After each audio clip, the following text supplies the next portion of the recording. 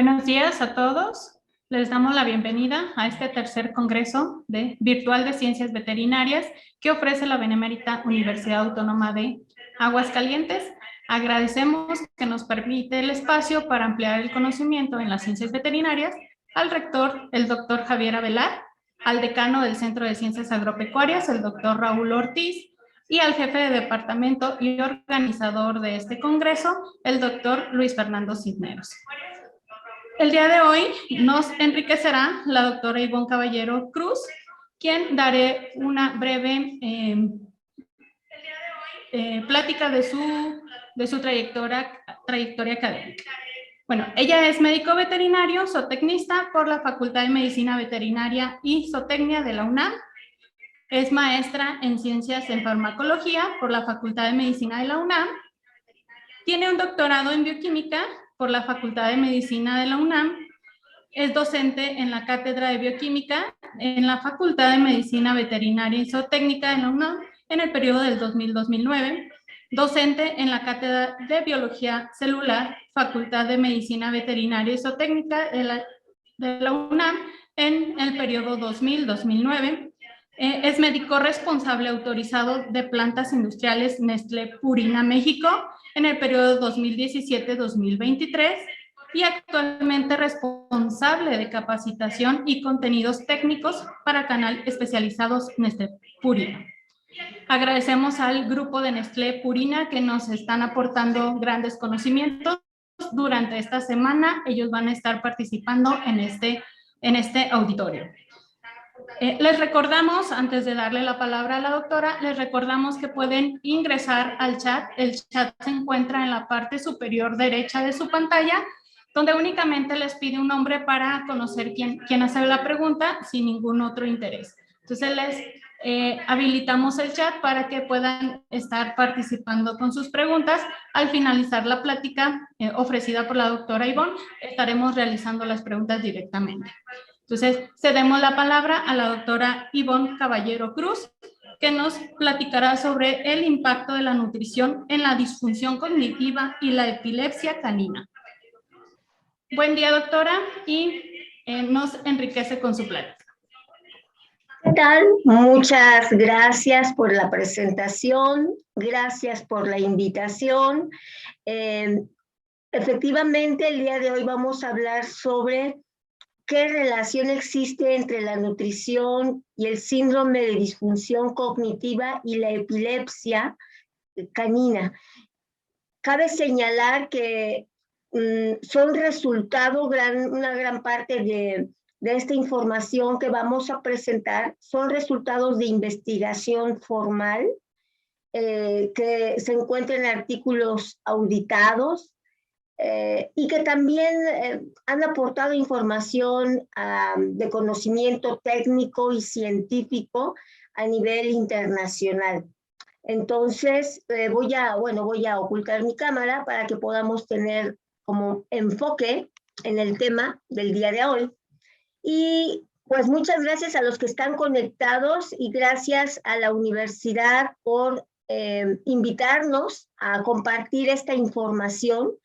Esperamos que sea de mucha utilidad, sobre todo porque tiene aplicación en la práctica clínica, en la práctica médica. Y bueno, tenemos poco tiempo, entonces vamos a iniciar. Quiero comentarles que el síndrome de disfunción cognitiva es una enfermedad que se ha definido como justamente un síndrome, es multifactorial, pero es un síndrome que tiene como característica que se presenta en perros en edad avanzada durante la etapa de envejecimiento. Entonces, es un síndrome en el que hay deterioro cognitivo gradual y progresivo en estos pacientes que llegan a presentarlo. Cabe señalar que estos pacientes, para que nosotros podamos entender un poco más en qué consiste, son perritos que tienden a olvidar las cosas, que tienden a olvidar dónde tienen que hacer del baño, dónde tienen que defecar, cuál es su plato de comida, por qué puertas salen, hacia dónde dirigirse cuando van al jardín. Son perritos que pueden tener problemas de depresión, perritos que de pronto se pueden volver o muy un poco interactivos o bien demasiado agresivos. Entonces, decimos que de pronto algo que se le podría asemejar a este padecimiento es el Alzheimer que se presenta en los humanos, y quienes han sabido o han leído sobre esta enfermedad sabrán de lo que estoy hablando. Se pueden llegar a olvidar las cosas más básicas para estos pacientes. Entonces, y es un problema que se origina principalmente en el cerebro. Se dice que los factores de riesgo principales justamente es la edad. Se presenta en perritos que están por arriba de los 6 años y ya se sabe que hay la obesidad, por ejemplo, puede ser un factor de riesgo. Hay razas ya bien identificadas que tienen el problema de síndrome de disfunción cognitiva, muy presente en los machos. También la parte nutricional es muy importante porque se ha visto también que los perros que son alimentados con dietas de mala calidad, incluso, aquí quiero hacer un énfasis, incluso aquellos que tengan una dieta comercial completa y balanceada, pero que es de mala calidad, pueden llegar a presentar este problema. Cabe señalar que la nutrición empieza desde que son cachorros, entonces se busca una alimentación de buena calidad desde la etapa de cachorro. Un perrito que se alimenta con alimentos de mala calidad tienen casi el 3% más posibilidad, o más bien tienen hasta 3 veces más posibilidad de presentar este problema de disfunción cognitiva, ¿sí? Entonces, esto hay que tenerlo presente. Y también los perritos que viven en el interior, en interior de casa, pueden llegar a presentar más este riesgo. Entonces, estos son los factores que predisponen. Como les comentaba, el envejecimiento es un problema o es una situación que causa este problema y se dice que conforme vas envejeciendo, esto aplica para humanos también, existen diferentes partes del cerebro que se van deteriorando. Como pueden ver en la pantalla, se dice que la estética, bueno, no la estética, sino la estructura cerebral va a ir modificando su forma, su tamaño conforme se envejece. De hecho, el cerebro sufre de todo un proceso de reducción, de deshidratación de los tejidos en etapa avanzada. Por lo tanto, hay una disminución de algunas estructuras, como es el caso del hipocampo. Puede haber una disminución de los lóbulos frontales y temporales, de tal forma que el tema de la memoria, de los recuerdos, de las emociones, se van a ver alteradas. Hay un aumento a nivel de ventrículos, es decir, hay un mayor volumen. Si ustedes recuerdan, en los ventrículos son estructuras que generan líquido, es el líquido cefalorraquídeo, y bueno, estos espacios donde se generan aumentan de volumen y puede haber incluso hidrocefalia. Puede haber microhemorragias en los vasos sanguíneos del cerebro y bueno, eso es lo que el patólogo ve a nivel macroscópico. Pero a nivel microscópico también hay cambios histológicos que incluyen la desmielinización del tejido o de los axones de las neuronas.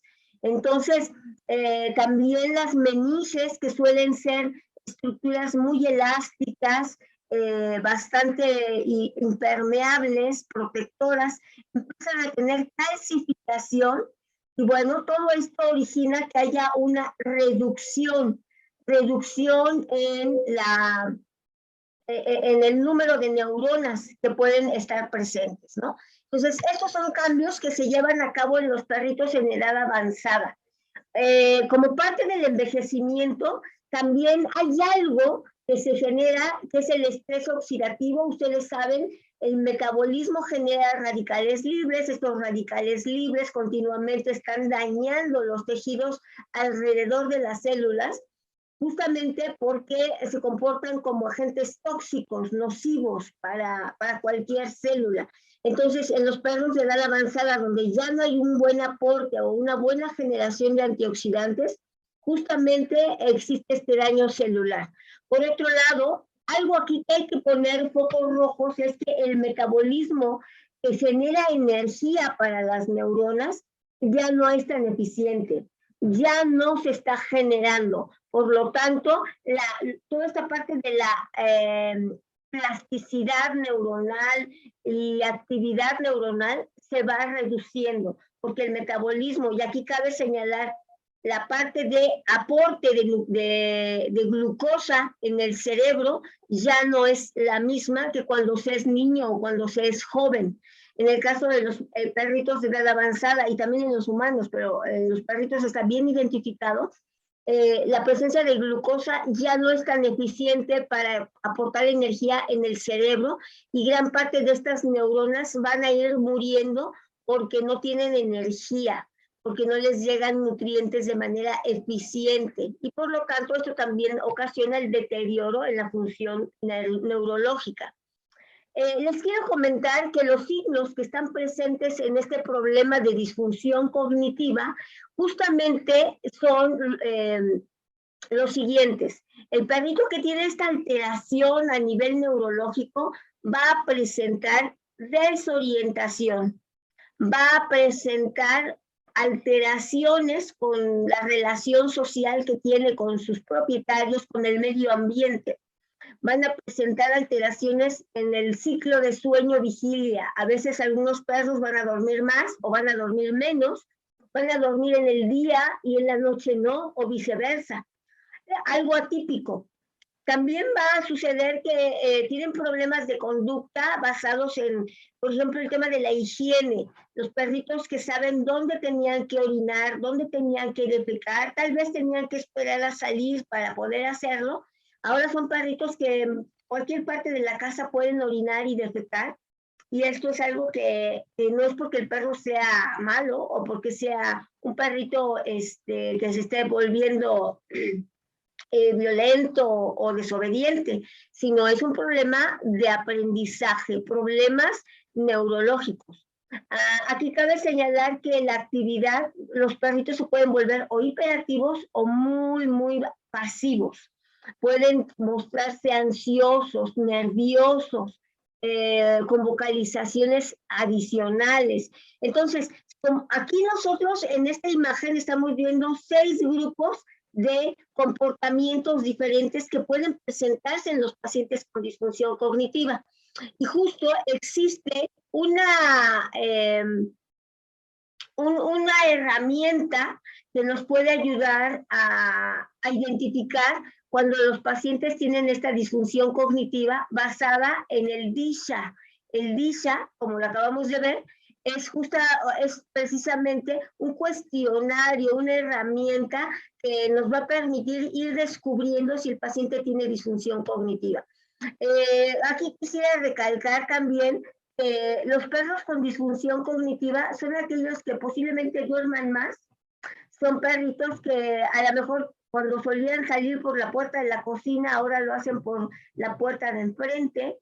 Perritos que solían salir a caminar, ahora prefieren estar dormidos, ¿no? Y entonces aquí muchas de las conductas que había aprendido muy bien durante años, ahora pues ya no las recuerda. Y la gente piensa que el perrito pues ya está viejito, pues ni modo, o acaban castigándolo o maltratándolo, ¿no? Por estas conductas. Entonces, cabe señalar que la disfunción cognitiva es poco diagnosticada porque muchos veterinarios no saben que existe. Entonces, les quiero comentar que los veterinarios debemos estar conscientes de que esta disfunción cognitiva se puede presentar en los perritos a partir de los 8 años de edad, incluso desde los 7, puede empezar a diagnosticarse porque se van a ir identificando todas estas alteraciones de la conducta. Esta disfunción cognitiva es un síndrome que se va a presentar de manera muy rápida. En un año, un paciente puede presentar varios de los signos presentados en el LISA, en estas alteraciones de conducta que acabo de mencionar. Entonces, ¿cómo podemos nosotros ayudar a estos pacientes con disfunción cognitiva? El veterinario cuenta, y si no lo tienen ustedes o los veterinarios, los podemos apoyar con esta herramienta, que es un cuestionario que se basa en varias conductas que se van a ir observando. Como pueden ver, aquí del lado derecho existen, por ejemplo, el grupo de los signos de desorientación. El paciente ve fijamente hacia algún punto y está como distraído. El paciente puede no estar identificando a algunas personas, puede no estar identificando a otros perros que conviven con él. Es posible que el perro se pueda incluso perder dentro de la casa y no sabe cómo para dónde dirigirse. Estos son, por ejemplo, algunos de las conductas que pertenecen al grupo de la desorientación. Existen otras conductas como son las interacciones sociales. En este caso, los pacientes pueden volverse o muy pasivos o demasiado irritables con los miembros de la familia, con visitas o con algunos otros animales, ¿no?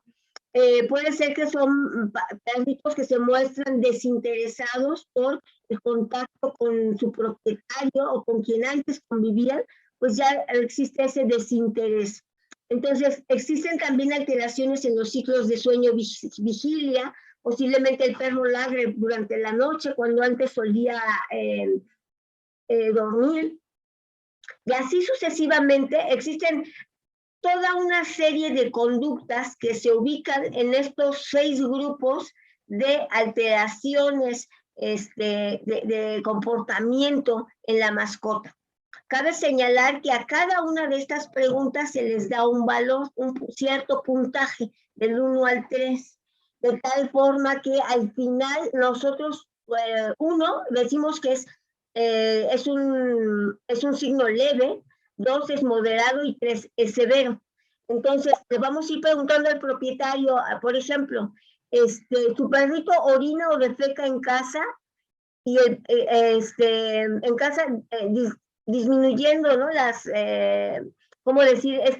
Los perritos también avisan cuando van a ir a orinar, y para que lo saquen a caminar o lo saquen al jardín o lo saquen a donde lo hacía anteriormente. Pero si esta comunicación perro-humano se altera o el perrito ya no avisa, ustedes pueden clasificar esta conducta como 1, pues si es una conducta que ha presentado de manera esporádica, la ha presentado de manera moderada o de manera severa.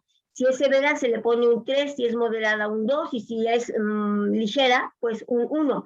Al final se hace una sumatoria de todos los puntos de acuerdo a cada pregunta que se le hizo al propietario. Y se dice que si el paciente tiene de 4 a 15 puntos, el paciente tiene disfunción cognitiva leve.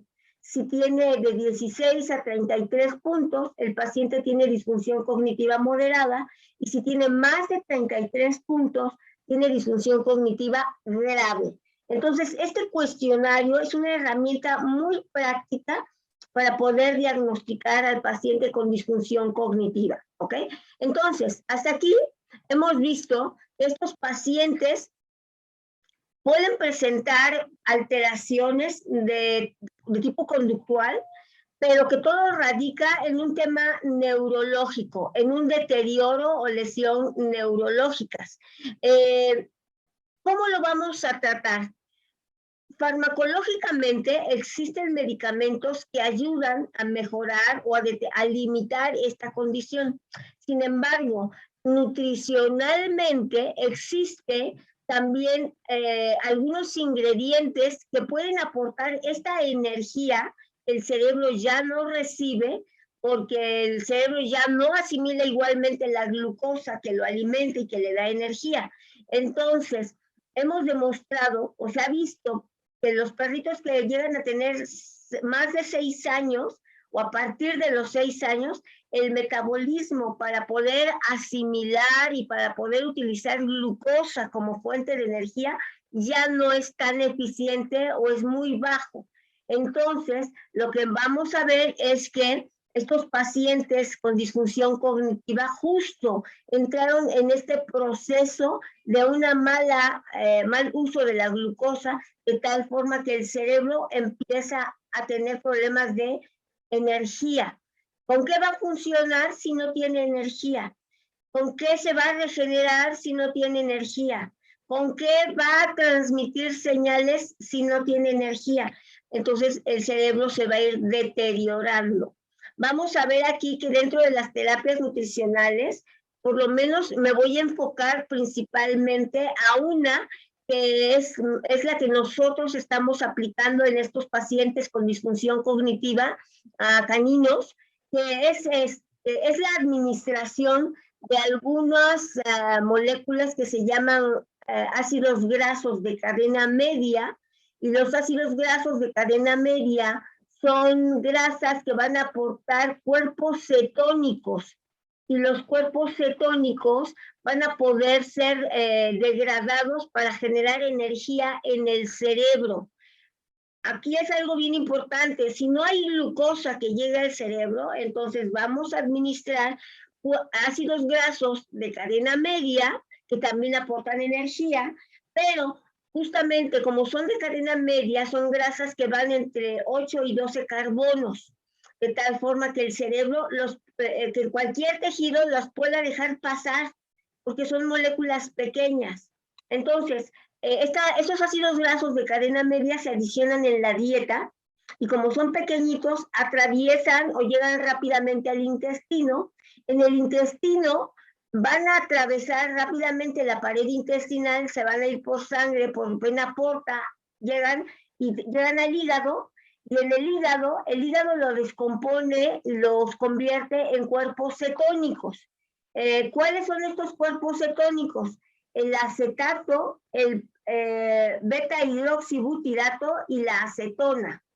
Estos cuerpos cetónicos, principalmente el beta-hidroxibutirato, recuerden esto, el beta-hidroxibutirato es llevado a través de la sangre hasta el cerebro, y el cerebro va a convertir el beta-hidroxibutirato en cuerpos cetónicos, y los cuerpos cetónicos son una excelente fuente de energía. Estos cuerpos cetónicos tienen la capacidad de atravesar la barrera hematoencefálica y llegar al cerebro para aportar energía, una energía alternativa que la glucosa ya no ha podido aportar porque ya no es eficiente su metabolismo, ¿no?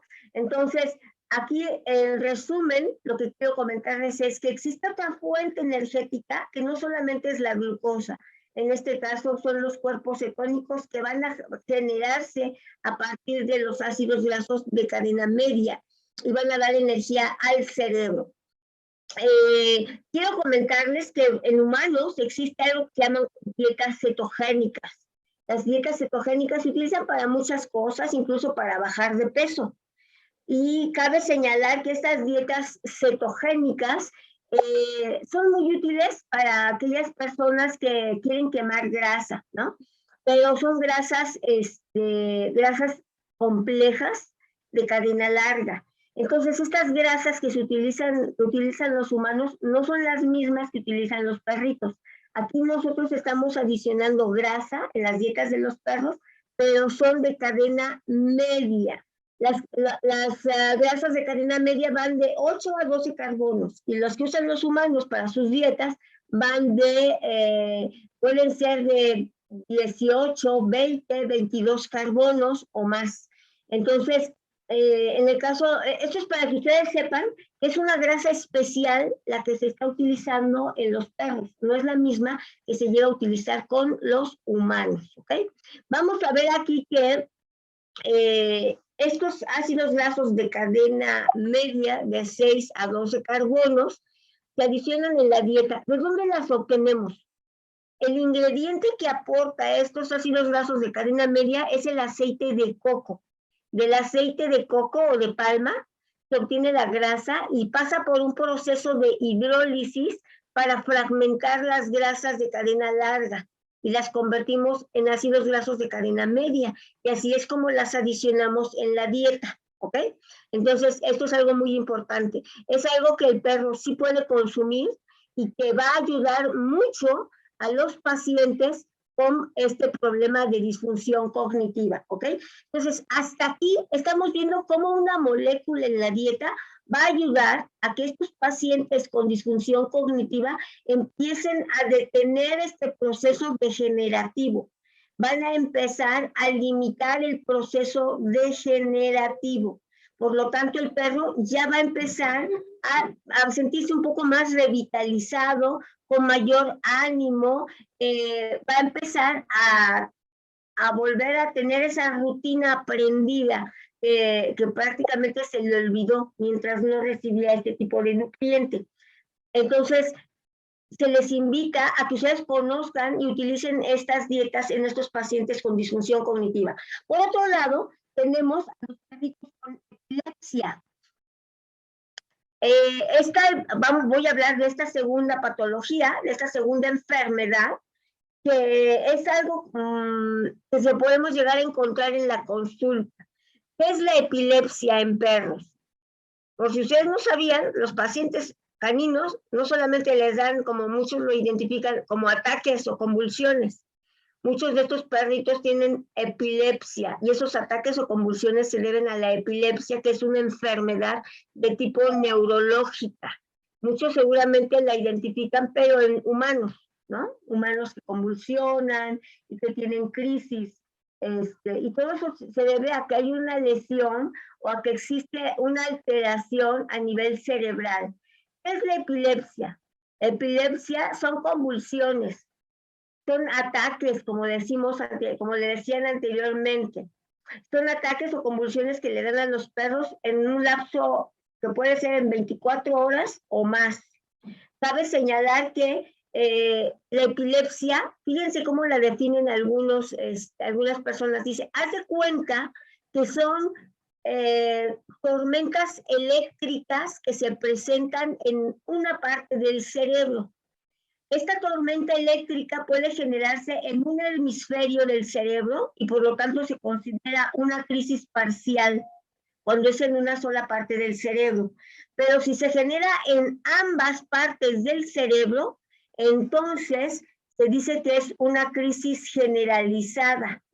Normalmente a los pacientes que les da la crisis parcial, es decir, una descarga eléctrica o una tormenta eléctrica que inicia en un punto del cerebro, en un hemisferio, son perritos que van a convulsionar, pero que normalmente no pierden la conciencia. Que pueden mostrarse rígidos con convulsión, pero no pierden la conciencia. Mientras que en una paciente con crisis generalizada, son perritos que pueden perder la conciencia, que presentan los ataques, rigidez, movimientos involuntarios, y son perritos que tienen esa pérdida del sentido del aquí y el ahora. Entonces, vean ustedes que hay niveles, ¿no? Y esta situación es bastante compleja. Les quiero comentar que existen dos moléculas que son encargadas de que el cerebro esté en equilibrio. Por un lado es el glutamato y por otro lado es, por un lado es una molécula inhibidora o también llamada GABA, y por otro lado es el excitador, que es el glutamato, ¿no? Entonces debe haber este equilibrio en estas moléculas, en estas hormonas, para que el cerebro esté funcionando de manera adecuada. Sin embargo, cuando existe la deficiencia o el exceso de alguna de ellas, es cuando el paciente puede llegar a presentar estas descargas eléctricas de manera excesiva. Entonces, cabe señalar que cuando el paciente tiene convulsiones, tiende a desplazarse o aumentarse la excitación, es decir, el glutamato está a todo lo que da, de tal forma que hay convulsiones en estos pacientes. ¿Cuál es la prevalencia? Fíjense que menos del 1% de la población canina puede presentar este tipo de convulsiones, ¿no? Entonces se dice que aproximadamente 1 de cada 130 perros puede presentar un problema de epilepsia. Entonces, cabe señalar también que algunos desencadenantes como el estrés, cambio de clima, cambio de propietario, cambio de ciudad, son los que pueden desencadenar estas crisis convulsivas. Por lo tanto, se requiere que el paciente esté en una situación o en un medio ambiente tranquilo y relajado, ¿ok?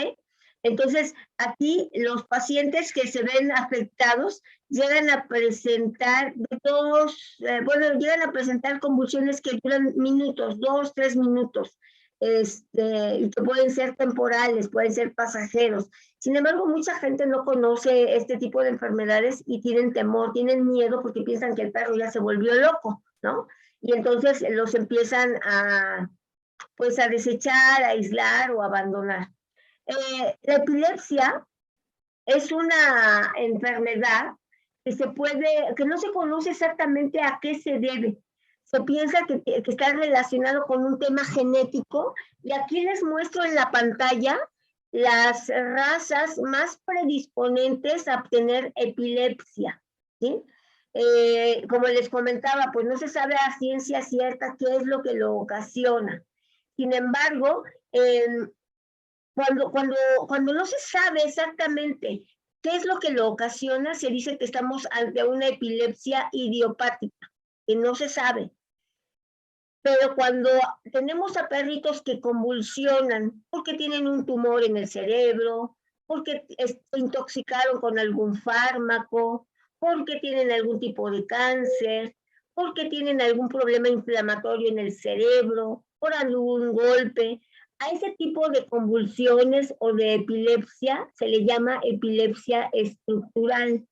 Entonces, cuando el paciente tiene epilepsia estructural, pues se le da tratamiento farmacológico o se le hace la cirugía que le corresponda cuando hay tumores, o la quimioterapia. En este caso,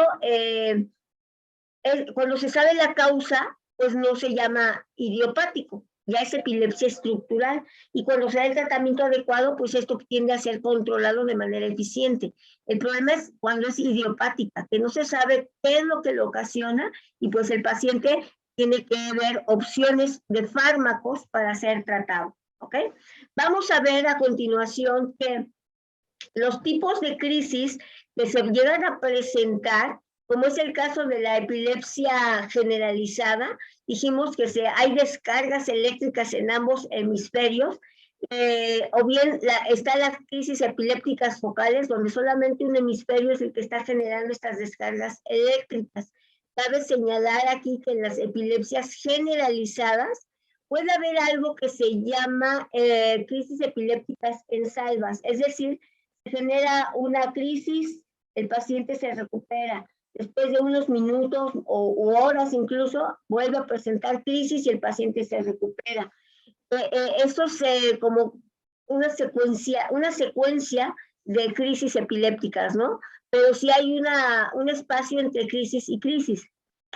Decimos que está en un estado epiléptico cuando el paciente empieza a convulsionar y no se detiene con nada ni por nada. Se mantiene prácticamente por mucho tiempo convulsionando. Un paciente no debe de convulsionar demasiado. Dijimos que una crisis llega a durar menos de 3 minutos, menos de 5 minutos, pero si el paciente convulsiona más de este tiempo, es algo urgente llevarlo al veterinario para que lo pueda empezar a tratar y a medicar, ¿sí?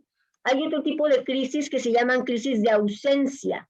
Las crisis de ausencia es cuando el paciente, hagan de cuenta que ve hacia el horizonte, hacia algún punto fijo de algún lugar, y está como ausente, como si estuviera muy pensativo, como si estuviera desconectado del mundo que le rodea. Esto nos muestra que no todas las crisis epilépticas se manifiestan con convulsiones, sino que hay pacientes que solamente se desconectan del medio ambiente y no tienen ninguna manifestación física, pero está pasando en ese momento por un tipo de epilepsia, ¿eh? Entonces, vean ustedes que las crisis epilépticas focales, por ejemplo, se pueden considerar simples o complejas, dependiendo de qué tan dañado y qué tanto se expanda lesión a nivel cerebral, y vamos a ver aquí que dijimos que los pacientes normalmente no pierden la conciencia. Vamos a ver cómo se diagnostica a continuación, ¿verdad? Cómo se diagnostica la epilepsia. Llega el propietario con el veterinario, con alguno de ustedes, y les dicen, ¿saben qué? Mi perro está convulsionando. Entonces el médico es el responsable de hacer un excelente historial clínico, una buena exploración física, ver algunas pruebas de tipo neurológico, todo el tema de reflejos y respuestas ante estímulos, y bueno, si uno encuentra algo ahí, es necesario que se utilicen las pruebas de rutina, como son los hemogramas, el perfil bioquímico y algunas pruebas de orina o de suero, ¿no? Esto es para descartar que los pacientes tengan algún problema de convulsiones por algún problema metabólico. Por ejemplo, un paciente con enfermedad renal pues puede presentar convulsiones, un paciente con problemas renales también. Entonces, para esto ellos van a descartar a través de estos exámenes clínicos si el paciente tiene algún problema de función renal o hepático. Ahora bien, algo que también ocasiona las convulsiones puede ser que el paciente tenga un problema hepático. Como el hígado no está funcionando bien, se acumulan demasiadas toxinas en el cuerpo, muchas toxinas que pueden ser neurotóxicas, y el paciente puede convulsionar por la acumulación de estas neurotoxinas. Entonces, por eso es importante descartar que haya algún problema principalmente de tipo hepático, ¿sí? Se pueden hacer pruebas de función tiroidea y cabe señalar que si no encontramos nada en estas pruebas, ¿sí?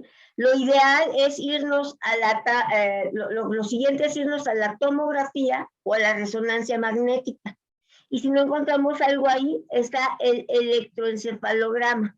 Realmente el electroencefalograma es una prueba diagnóstica que puede determinar si el paciente tiene un problema de tipo epiléptico, ¿sí? Es como la más contundente, pero en este proceso nos vamos de lo más simple a lo más complejo, ¿sí? Vamos a ver que, bueno, ya el veterinario identificó que el paciente es epiléptico. Entonces, algo que tenemos que saber es que la vida del perro epiléptico o con epilepsia, pues va a tener muchos cambios, ¿sí? El paciente normalmente se va a volver un paciente ansioso, va a tener problemas de déficit de atención, es decir, no te pone atención, no aprende, está muy inquieto, tiene complicaciones, porque también estos pacientes al recibir fármacos epilépticos, porque quiero comentarles eso, sí existen fármacos para la epilepsia, y estos fármacos de pronto le pueden ayudar al perro, pero también por otro lado pueden afectar la función renal o la función hepática. Entonces, estos pacientes con epilepsia pues están como destinados a tener secuelas o problemas por el manejo farmacológico en muchos de estos casos, ¿no? Entonces, los efectos secundarios de muchos de estos fármacos son que el paciente se vuelve más comelón, tiene polifagia, tiene polidipsia, tiene sedación, se puede ver un poco como con poco equilibrio, como adormilado, con problemas de ataxia, ¿no? Poco movimiento. Entonces, aquí la vida de un paciente con epilepsia pues realmente es bastante complicada. En este sentido, hay que hablar muchísimo con los propietarios para que ellos sepan lo que está pasando con su perro, para que sepan que el proceso va a ser largo y que el paciente puede tener algunos efectos no deseados, ¿no? Mucha gente, lamentablemente, decide sacrificarlos, abandonarlos o regalarlos, ¿sí? Porque no quieren lidiar con estos pacientes que tienen que estar medicados todo el tiempo, ¿sí? Ahora bien, vamos a ver que dentro de los tratamientos satisfactorios, pues existen diferentes fármacos, y de estos fármacos, ustedes dirán, bueno, ya le di el medicamento al paciente, pero resulta ser que las crisis epilépticas no desaparecen al 100%. Se dice que si desaparecen o se limitan al 50% de crisis epiléptica, ya la respuesta o el tratamiento fue exitoso. Vean ustedes, si el paciente presentaba 10 convulsiones y ahora nada más presenta 5, el tratamiento fue exitoso. Lo que el propietario desea es que su perro ya no convulsione. Entonces, ¿qué opciones le damos? Hasta hace un par de años no existían muchas opciones. Sin embargo, ahora existe una que es bastante importante de tipo nutricional. Vamos a ver, les quiero comentar antes de pasar a la siguiente diapositiva, que los efectos no deseados de los fármacos antiepilépticos son polifagia, polidipsia, poliuria, ataxia, letargo, aumento de peso, y son pacientes sumamente inquietos, ¿no? Entonces, esto hay que decírselo al propietario para que no se desanime, para que sepa lo que le está pasando a su perro y que pues son parte de los efectos que tienen los medicamentos. Aquí en esta diapositiva, lo que yo les muestro es, si un perro no responde tan eficientemente al primer fármaco, que normalmente suele ser el fenobarbital, el veterinario puede utilizar otro tipo de medicamento, como es el bromuro de potasio. Vean ustedes, aquí en la primera columna, del lado, ahora sí que en la gráfica del lado derecho, vemos 37%. A este grupo de perros se les administró fenobarbital y hubo una reducción de las convulsiones del 37%. El veterinario aquí decidió administrar ahora bromuro de potasio y hubo una reducción del 11%. El veterinario nuevamente volvió a administrar otro medicamento, un tercer medicamento, y hubo una reducción del 6%. Si ustedes se dan cuenta, 37 más 11 más 6, pues te dan un poquito más del 50% de reducción de convulsiones, ¿no? Apenas están reduciendo la mitad, ni siquiera fue en su totalidad. Y estos fármacos, pues a la larga sí causan cierto daño. Entonces, desde el punto de vista neurológico, ¿qué está pasando con estos perritos? Resulta ser que estos perritos están recibiendo lo que está pasando con estos pacientes que tienen epilepsia es que están habiendo, puede haber uno o muchos focos epilépticos. Es decir, los focos epilépticos son donde se generan esas descargas eléctricas, donde se inician esas tormentas eléctricas. Y entonces se ha visto que en estos puntos donde se inician estas tormentas eléctricas son células que pueden tener diferentes o algunas funciones diferentes o alteradas, porque se ha visto que en estos puntos existe poco consumo de las neuronas, poco consumo de glucosa, es decir, no les llega un buen aporte de energía, y por lo tanto, esa parte del cerebro empieza a tener esta manifestación de hiperexcitación eléctrica, ¿sí? Entonces, aquí también la glucosa tiene que ver con que no está llegando de manera adecuada a estos puntos epilépticos.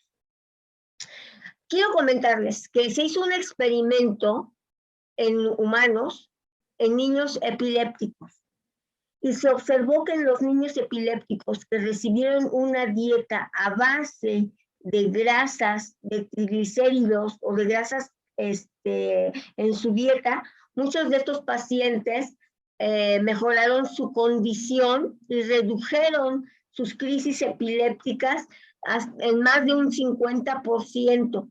Muchos pacientes, eso fue en niños, muchos de estos pacientes conforme fueron creciendo, fueron mejorando su condición y incluso en algunos de ellos llegaron a desaparecer. Entonces aquí los científicos dijeron, la grasa tiene algo bueno por ahí que está haciendo que estos pacientes no generen crisis epilépticas. En este caso, lo que fue es que a estos pacientes se les dieron dietas cetogénicas. ¿Por qué dietas cetogénicas? Porque acuérdense que la grasa genera cuerpo cetónico, ¿sí? Esto fue en humanos.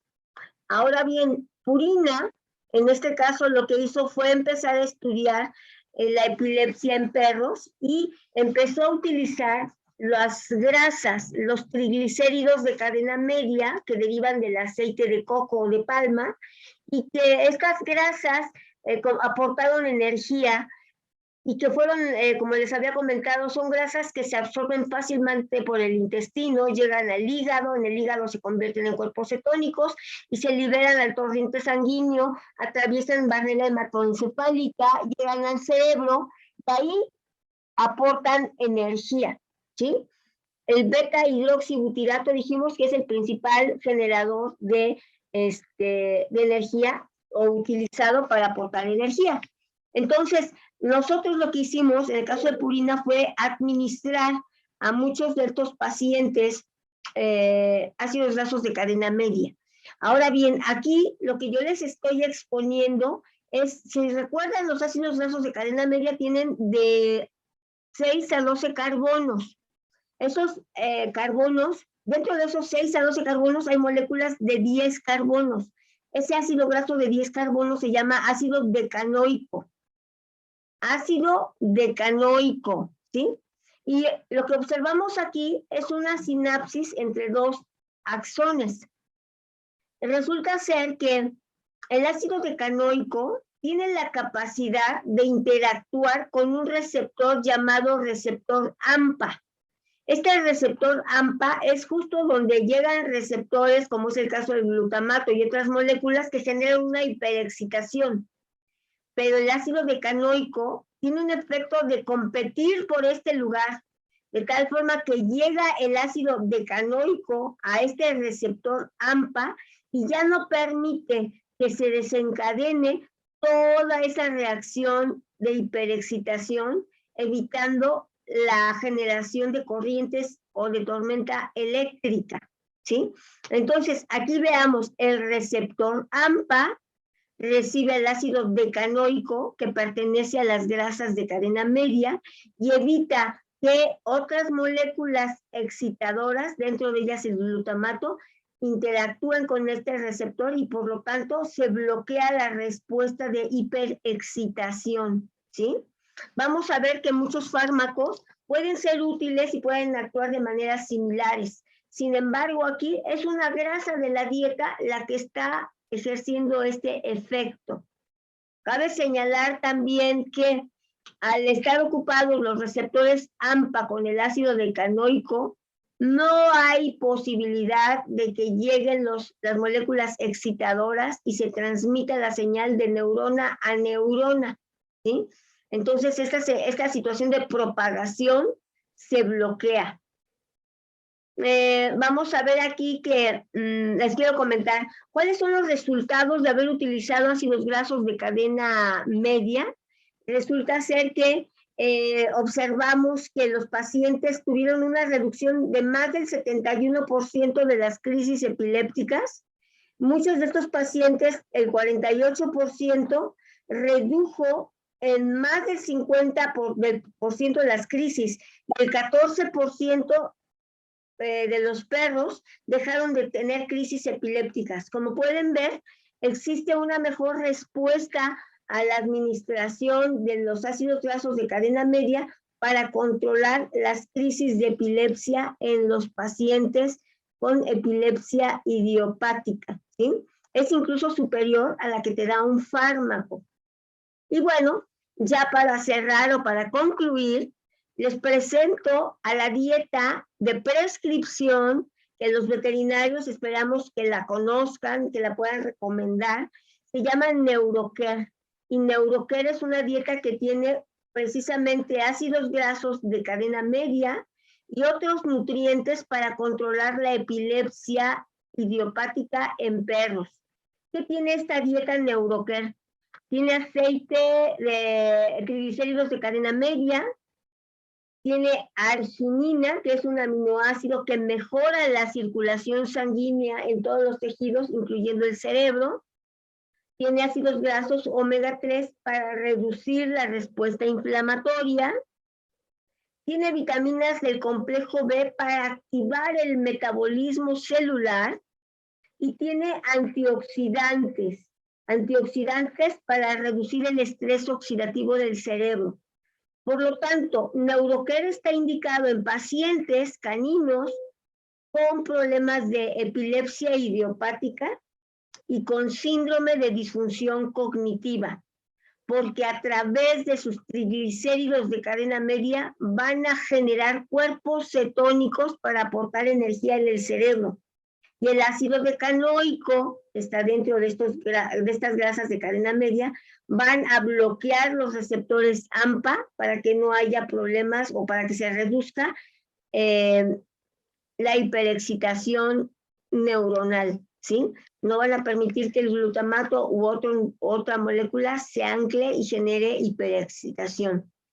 Bien, si yo me quedaría hasta aquí. Hay mucho que hablar sobre este tema, pero no hablaría más porque justo si tienen alguna pregunta, quiero dejar estos minutos para contestarla. Muchas gracias y si tienen alguna pregunta, por favor, me lo pueden hacer saber. Con gusto doy respuesta o amplío incluso más sus dudas. Muchas gracias y a nombre de Nestlé Purina, mi nombre es Ivonne Caballero. Gracias por su atención y quedo pendiente de sus preguntas. Muchísimas gracias, doctora Ivonne Caballero. Si hay algunas preguntas aquí en el chat, donde daré inicio hacia ellas. Les recordamos que mientras estamos dando a conocer estas primeras preguntas, pueden seguir participando en el chat para emitir sus dudas. Una primera pregunta dice, ¿por qué razón sería que este síndrome se presenta más en machos que en las hembras? Mira, tiene que ver con temas del metabolismo, posiblemente una reducción en algunas hormonas. Muchos de los perritos machos tienden a tener, a desarrollar sobrepeso, igual que las hembras, sí, pero bueno, ya está ligado al género, ¿sí? En este caso, es algo que se ha identificado. Dice, bueno, si es macho, es probable que presente más este problema de disfunción cognitiva, ¿no? O sea, es un tema ligado mucho a la reducción de testosterona, posiblemente, ¿sí? Aumento de al sobrepeso. Sabemos que algunos estrógenos, en el caso de las hembras, suelen incluso ser protectoras de muchos tejidos, cosa que en los machos pues no está presente, ¿no? Entonces, aunado a la edad, la reducción posiblemente de hormonas tiene que ver, ¿no? Pero pues es un factor o es una característica identificada, ¿no? Es simple y sencillamente los machos, por su naturaleza y por tener un metabolismo diferente, pues son más susceptibles. Pero puede ser por una reducción de hormonas. Es una de las hipótesis también. Muy bien, muchas gracias. Hay otra pregunta. Aparte del sistema nervioso y digestivo, en el síndrome de disfunción cognitiva, ¿algún otro sistema se ve afectado?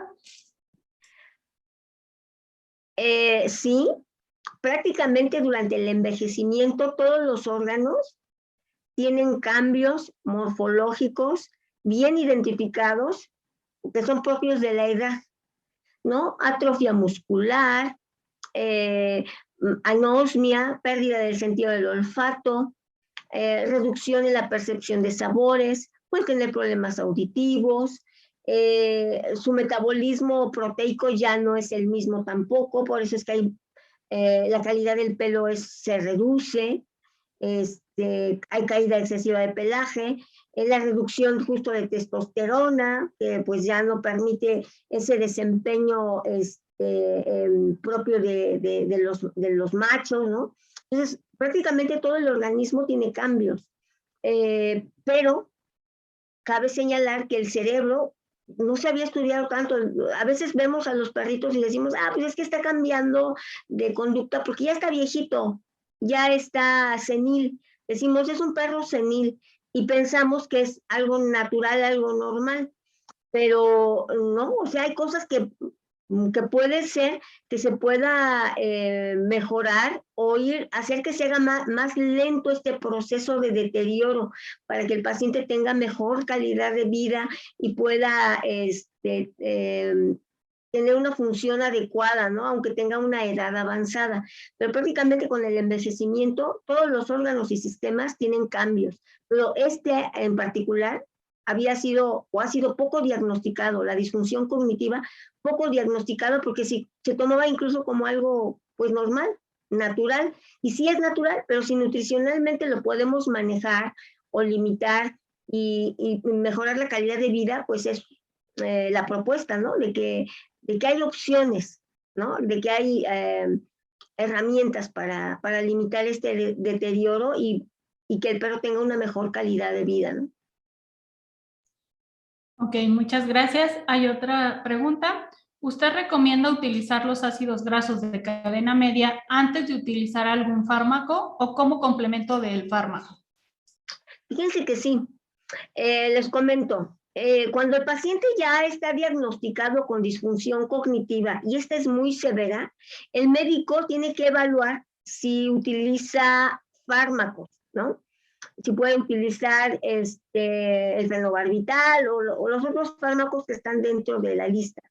Sin embargo, el veterinario puede empezar utilizando también de manera simultánea o solamente la dieta para ver cómo responde el paciente, ¿no? Si el veterinario ya diagnosticó una epilepsia idiopática, seguramente sí le va a funcionar de manera favorable, a menos de que el paciente tenga otra patología, ¿no? Ahora bien, este tipo de dieta también se utiliza como una dieta preventiva. Neurocare ya es la dieta de prescripción, pero existe dentro de la gama de dietas de mantenimiento de ProPlan una dieta que se llama Active Mind.